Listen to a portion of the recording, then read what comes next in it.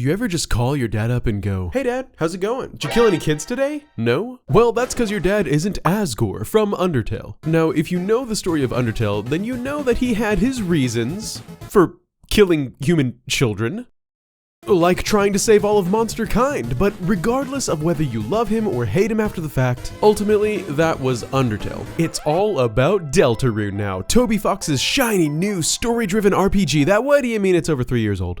tobyfox's newer RPG that features a completely different world with mostly all the same people. See, pretty much everyone from Undertale has made a reappearance in Deltarune at this point, from the biggest ones like Toriel, Sans, and Papa Asgore to even some small characters like the Politics Bear. Now, there are plenty of theories out there about how the universe of Deltarune is connected to the universe of Undertale or why it's not connected in contrast. If you're interested in my take on the matter, check out my previous and also first Deltarune theory I did on the channel about the genocide timeline. I'll link to it in the description below. Anyway, what I wanted to focus on for this theory is one recurring character in particular, Asgore, the sorrowful king of the monsters. But wait, like I mentioned earlier, that was his Undertale appearance. In Deltarune, as we've seen now for over 3 years, Asgore is kind of different. Similar to his previous iteration, he's still unable to hold down a happy marriage, apparently, as we see he and Toriel are divorced by the time we get to play the game. But he's no longer a king or leader of any sort. I mean, he used to be the town's chief of police, but he got let go for some unknown reason and now runs a flower store that's cheekily called the Flower King, where he also lives, on a little air mattress. Guess Toriel got to keep the house in the split, and speaking of Toriel, while the game doesn't tell us yet at least why she and Asgore got the divorce, there are definitely several details we can pick up on already. For instance, Asgore talks to Kris about Toriel quite a bit and even has her picture on his fridge. In contrast, Toriel never mentions Asgore unless provoked to, like when Asgore sent a bouquet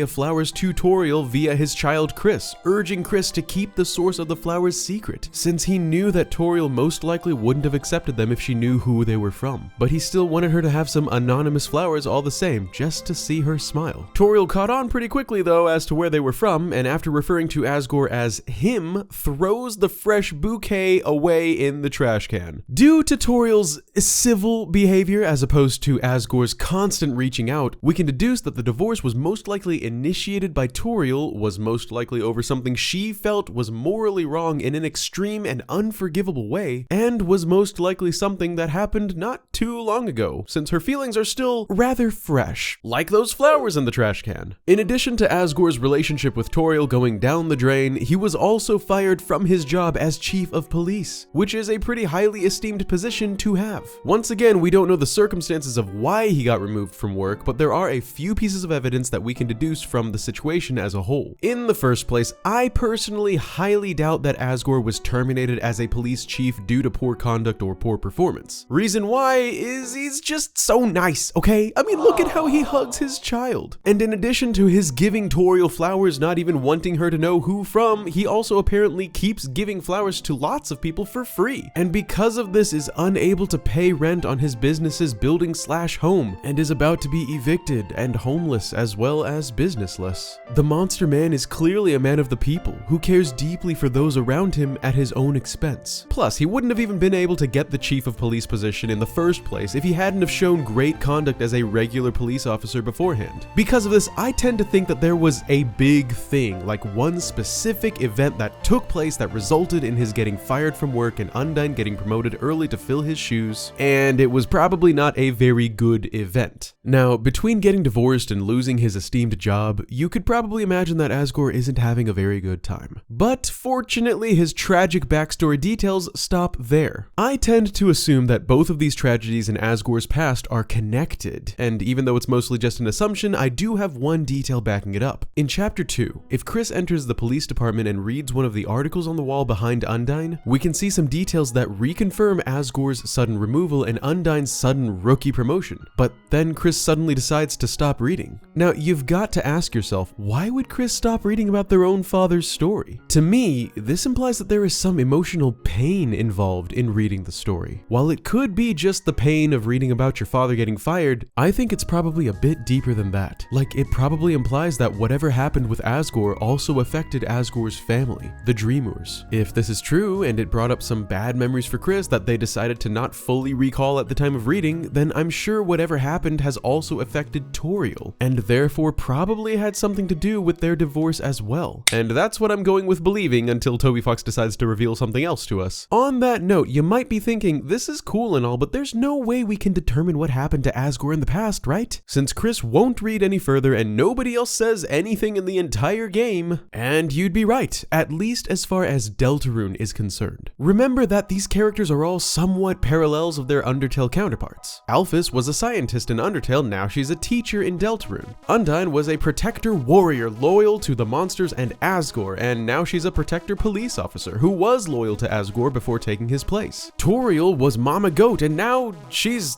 still Mama Goat. And Sans is just Sans. See how even though everyone is different now, they're still kind of doing the same things in a weird parallel sort of way? If we apply this to Asgore, it fits as well, since he was the king of the monsters in Undertale who swore to protect his people, and in Deltarune he was the king of the police, if you will, who by definition also swore to protect his townspeople. But there was one other detail about Undertale Asgore that I mentioned at the start of the video. Remember how he used to kill children in Undertale? Now, I'm not saying he's a child murderer in Deltarune necessarily, but let's piece some other things together and see what comes up. Ask yourself, who in the entire town would be able to fire the chief of police? It wouldn't be the chief's underlings like Undyne or Napstablook. It wouldn't be the people rioting to take him out, because I'm pretty sure that would have been a big story and he wouldn't be a part of the town anymore. So wouldn't it be the mayor of the town whose job is to oversee the people's public servants like police officers? I think that the only logical conclusion as to who gave the order to remove Asgore from his police chief position probably came from the mayor herself. And as of chapter 2, it was confirmed to us via alphys that the mayor of the town is a neighbor to Kris, meaning she is none other than Noelle's mother and Rudolph's wife. And as some of you already know, Mayor Holiday just so happens to have a missing daughter, Des Holiday, short for December, Noelle's older sister. We've never met or even seen Des in game, but from what we can gather from Noelle's dialogue and Susie's reaction to the Des doll in Rudy's hospital room, we can determine that something bad probably happened to Des, leading to her disappearance from the town, something that might have even resulted in her death. I say this because we know that Des doesn't live at home, since when Noelle lost her keys in chapter 1, nobody's home to let her in. And given what we've heard about Des being extremely protective of her little sister, I highly doubt that she would just run away and leave her little sis to put up with their overbearing mother, who everyone does admit is quite hard on the girls. Could there be a link between Asgore's removal from the police force and Des's probable death? Given that the kids, Kris, Asriel, December, and Noelle used to be very close but grew apart after Des's disappearance, implying something happened to cause a rift between the two families, and that Asgore's parallel counterpart was responsible for the deaths of children in Undertale? I could see something that dark resulting in Toriel's hatred of her ex-husband and decision to ultimately divorce him. The question is, what could have happened that resulted in Des's death involving Asgore, the chief of police? I will say this much,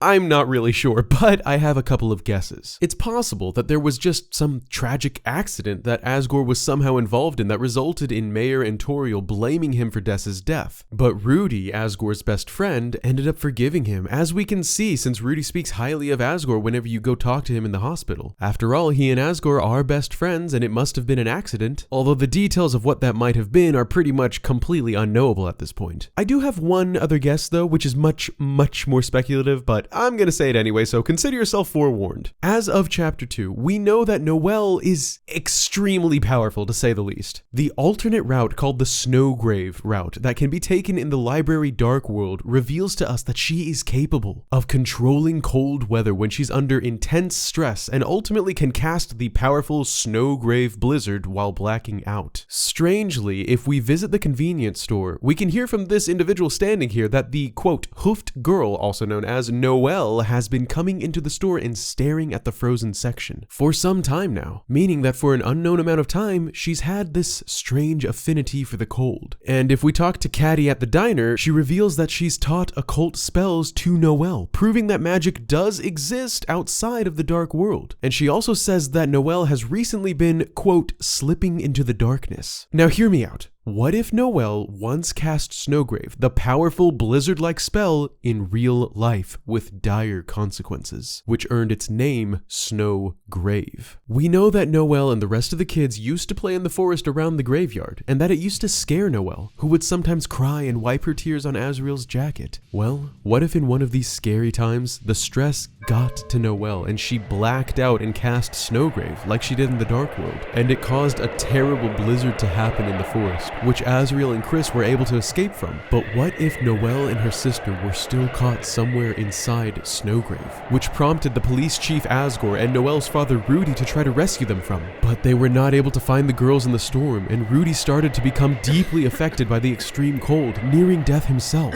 and seeing his best friend dying in their endless search for the girls, which could have resulted in everybody dying if he did nothing. Asgore decided to call the search off in order to save the life of his best friend, who, due to his close brush with near death by cold, contracted an extreme case of pneumonia and is still hospitalized to this day, coughing violently all the while. And after the storm ended, Asgore was able to recover Noelle, who was immune to Snowgrave's effects, but tragically found December's lifeless body in the aftermath. The pain of losing a daughter due to the chief of police calling off the rescue caused Mayor Holiday to fire Asgore, and Toriel, who in Undertale left Asgore because she believed him to be a coward, decided to divorce him again in Deltarune due to believing he was a coward for abandoning the rescue. This explains why she apparently hates him still, and why Asgore keeps sending flowers to Rudy, and why Rudy doesn't blame Asgore for what happened since he knows his friend was saving his life and didn't want anybody to die. It also explains why Noelle has no memory of the event, and why Kris would know about Noelle's power and force her to her limit in the Snowgrave route, since there is no reason Kris should have any idea of why or how that could happen in the first place, unless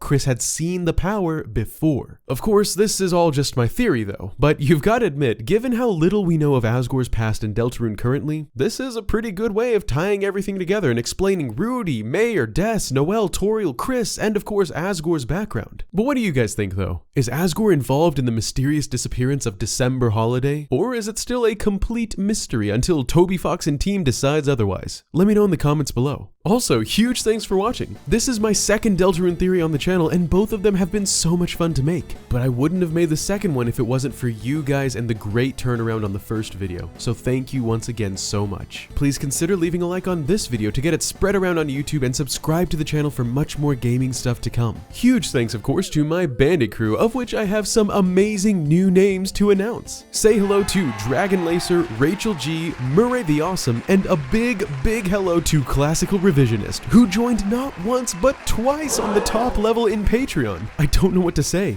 Classical Revisionist and the rest of the Bandit crew, new and old, seriously, thank you guys so much for your support. I'm humbled and excited to keep bringing you the content that you're apparently a fan of. Love you guys, and I think that about wraps up everything I've got for this video. As always, I hope you have a wonderful rest of your day. This is maskednintendobandit, looking forward to seeing you next time, and signing out. Peace!